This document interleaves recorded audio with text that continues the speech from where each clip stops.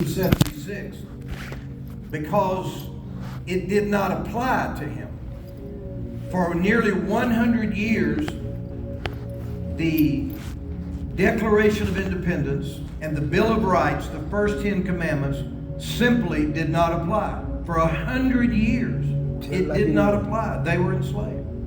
Finally, slavery was overturned culturally, and Abraham Lincoln was elected to president, and part of his platform was he was going to abolish slavery. Well, of course, the southern states opposed that, resulted in the Civil War. But remember, from 1776 to 1863 is almost 100 years when the Declaration of Independence in our Constitution did not apply to African Americans. And then, during that 10-year period of time of construction, because the northern states ruled Washington and the southern states had not regained their political power, the northern states were able to add amendments to the Constitution. 13th Amendment, 14th Amendment, and 15th Amendment. But after the northern armies went back north and Reconstruction was officially over, the South regrouped politically and began to have clout again in Washington and influence the direction of the nation. And in the most devious, unlawful ways, the southern states were able to completely circumvent the 14th and the 15th Amendment. So even though the Constitution said they're freeborn citizens, they have full rights and protection under the law, they have the right to vote unhindered and unfettered, the South created abominable ways to keep African Americans from voting. It was not until the 1960s, the advent of the Civil Rights Movement, the champion of which would have been Dr. Martin Luther King Jr., that African Americans had fully the right, the freedom, and the liberty to go and cast their vote unfettered and unthreatened. So if you mark the date from 1776 all the way through the end of the 60s and in the early part of the 70s, that's almost 200 years. Yes, sir. So it's fair to say that when you add the years of slavery plus the years of what's called the Jim Crow laws, where we had segregation, that's almost 200 years that the congregation that we all should hold dear and reverence was not in effect for African Americans. 200 years. So it's only natural that African Americans do their best to celebrate the 4th of July and to celebrate our country. But to have to deal with the fact that what white America enjoyed since 1776, black America was not able to enjoy fully until the late 60s and the early 70s. So it's no wonder that there is a resurgence in recent decades where African Americans are going back to celebrating JUNETEENTH, June 19th, because that was the final day when slavery ended in all parts of America. So, we come to presidential cycles of election, and there's all kind of issues, and these issues divide us. And sometimes you have brothers and sisters in Christ that come to different conclusions and take different stands. It's important to know how they connect the dots, not just what conclusion they arrived at, but how they connected the dots. And to know how someone connects the dots, you have to know history. And I'm convinced that the majority of white Americans do not know the history of slavery and the Jim Crow laws, especially the young people here.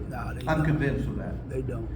For one reason, I know growing up in school, we were taught American history, but there was about 1 or 2 paragraphs on the Civil War, probably a lot about the Civil War, but it wasn't much about slavery. There certainly wasn't much about the Jim Crow laws, because the schools were not teaching white children the full scope of our history. And that just widens the gap and makes it more difficult. Now, in recent years, the school systems have started to correct that, and more children in America are being taught the full history, not just a cleaned up white version. So I'm reading through this. I'm in my 7th week. Next week starts the 8th week of study. Go ahead, Bishop. And so we started at the Emancipation, and now we're into the 60s and the early part of the 70s. So I'm thinking as I'm reading, this is raw history. What date, where it happened, what happened. That's it, raw history. And I'm thinking, 1955, oh, that was the year Pastor Renee was born. 1956, that's the year I was born. And then you think about, okay, where was I when, where was I in the Selma March? How old was I? And how old was I when Martin Luther King gave the famous speech on Washington at the Lincoln Memorial? And how old was I when he was assassinated? 63. How old was I when the civil rights legislation was passed, 1965? So, for those of you that weren't even born yet, it's like ancient history, but I'm like, I was alive. Believe me, I didn't have any idea what was going on, but when I was a kid, I grew up. And so the first real, I'm raised in Nederland.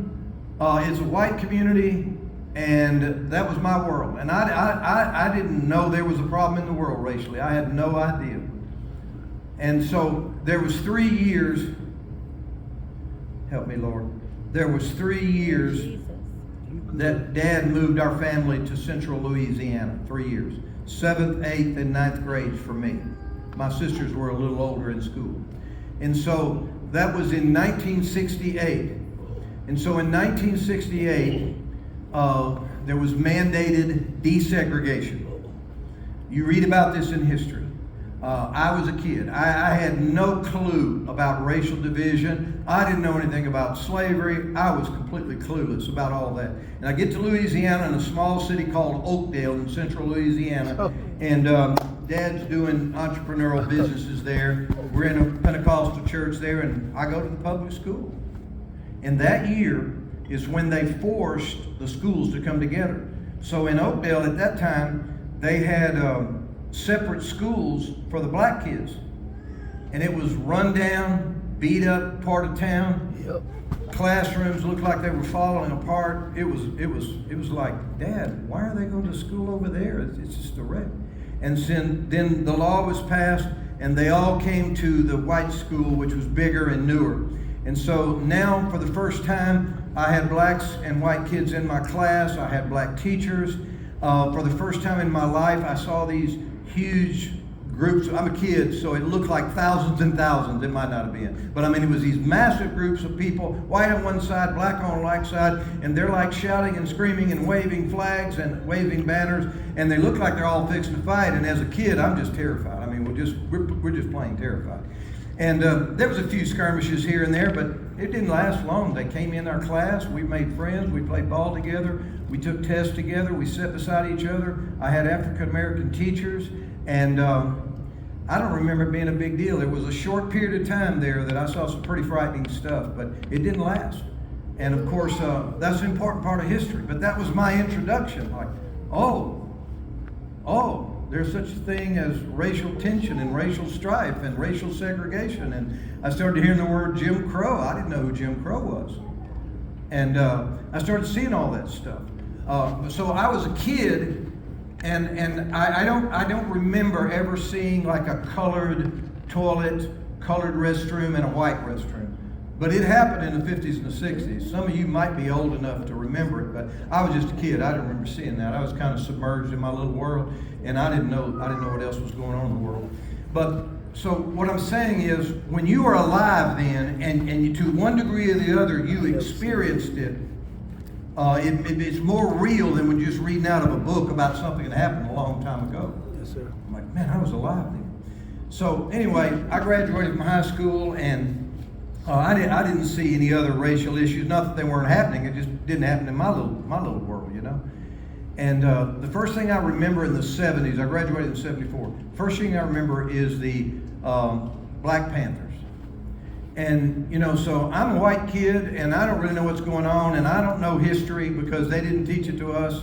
And I didn't know what was going on. All I could see is there was a lot of black people, mostly young men, that were angry and threatening. And I'm like, what are they mad about? What are they so upset about? What's going on? I couldn't figure it out. That was my first introduction.